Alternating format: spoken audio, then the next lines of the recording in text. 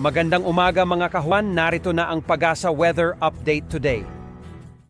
Patuloy pa rin ang epekto ng tatlong weather systems po sa ating bansa. Dito sa may northern and central Luzon, andyan pa rin ang northeast monsoon o yung malamig na hanging amihan. Dito naman sa bandang Visayas and Mindanao, andyan pa rin ang epekto ng easterlies o yung mainit na hangin naman galing sa silangan. At ang shear line o yung linya kung saan nagbabanggaan po ang amihan at ang easterlies nakakaapekto sa malaking bahagi po ng southern Luzon. So may mga areas pa rin na uulanin sa ngayon.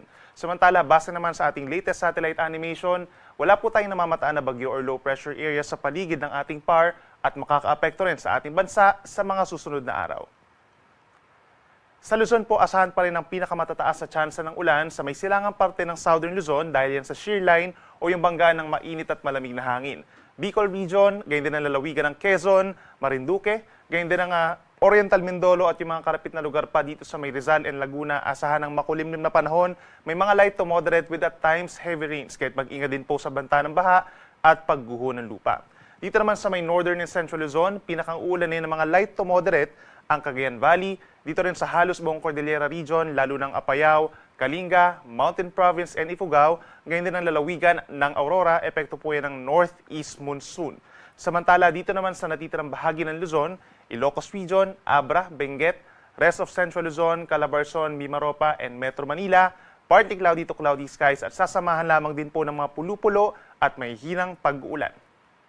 For Metro Manila, medyo mababa pa rin po ang tsansa ng mga pag-ulan natin at minsan lamang kumukulimlim, temperatures from 23 to 31 degrees Celsius, habang mananatiling medyo malamig pa rin po dito sa may northern and central Luzon. For Baguio City, between 14 to 15 degrees Celsius ang minimum temperature, habang sa may Tugigaraw, pinakamababa ang 21 degrees Celsius. Sa ating mga kababayan po sa Palawan at sa halos buong Visayas, asahan ng fair weather conditions. So minsan, bahagyang maulap or maaraw ang kalangitan at may mga times lamang po na maulap ang kalangitan na sinasamahan ng mga pulupulong pag-ulan or pagkidlat pagkulog dulot po ng easterlies. Habang uulanin naman ang ating mga kababayan po sa may eastern Visayas pa rin, lalo na sa may eastern Samar, kahit mag-ingat din po sa mga banta ng baha at landslides at ugaliin pa rin ang pagdadala po ng payong epekto ng easterlies. Temperature natin sa Metro Cebu, 26 to 31 degrees Celsius. At sa ating mga kababayan po sa Mindanao, mananatiling bahagyang maulap at madalas maaraw sa ngayong umaga hanggang tanghali at pinakauulanin pa rin po dahil sa easterlies ang Surigao del Norte at Dinagat Island. So magbaon po ng payong doon. May mga lugar pagsapit po ng hapon na magkakaroon ng mga isolated na ulan or mga thunderstorms at may mga ibang lugar rin po dito sa Mindanao na hindi naman po ulanin for today. At dahil sa easterlies, magiging mainit sa maraming lugar po dito sa may Mindanao. For Zamboanga City, Cotabato City, Gensan, and Davao City hanggang 33 degrees Celsius. Sa ngayon po, dahil pa rin sa northeast monsoon, meron pa rin tayong gale warning sa ilang baybayin po dito sa may northern Luzon. Kabilang na dyan ang baybayin ng Batanes, Cagayan, Isabela, Ilocos Norte at bahagi po ng Ilocos Sur, kung saan hanggang 4.5 meters or nasa 1.5 palapag ng gusaling taas sa mga pag-alo ng posibleng maranasan po doon. Pagbabawalan na pumalaot yung mga small sea vessels, lalo na yung mga nangingisda. For the rest of Luzon, nasa 2 to 3 meters ang taas ng mga pag-alon, habang Banayad hanggang katamtaman ng taas, nasa 0.5 to 1 meter naman over Visayas and Mindanao. Posible na rin po matanggal yung ating gale warning by tomorrow dito sa may northern Luzon at mananatili pa rin medyo maalon sa mga susunod pa na araw.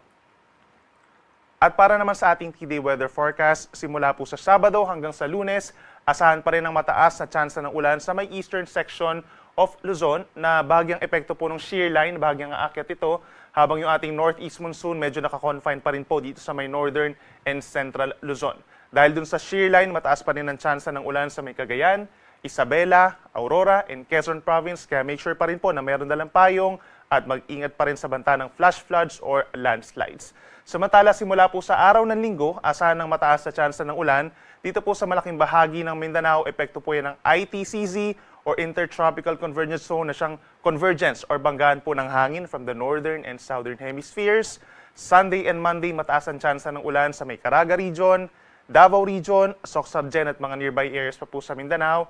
So mag-ingat din po sa mga banta ng baha at laging tumutok sa ating mga updates and advisories. Samantala dito sa natitirang bahagi po ng northern and central Luzon, may epekto pa rin ng northeast monsoon or hanging amihan. Medyo may kalamigan pa rin at sasamahan pa rin po ng mga mahina hanggang katamtamang mga pag-ulan, lalo na sa mga areas ng Cordillera Region and the rest of Cagayan Valley. Habang ang natitirang bahagi ng bansa, asahan pa rin ang bahagyang maulap, fair weather conditions sa maraming lugar, kabilang na yung ating mga kababayan na nagse-celebrate ng festivals dito sa may Ati-Atihan sa may Aklan at sa Sinulog Festival dito sa Cebu po. Meron lamang tsansa ng mga pulupulong mga paulan or pagkidlat, pagkulog.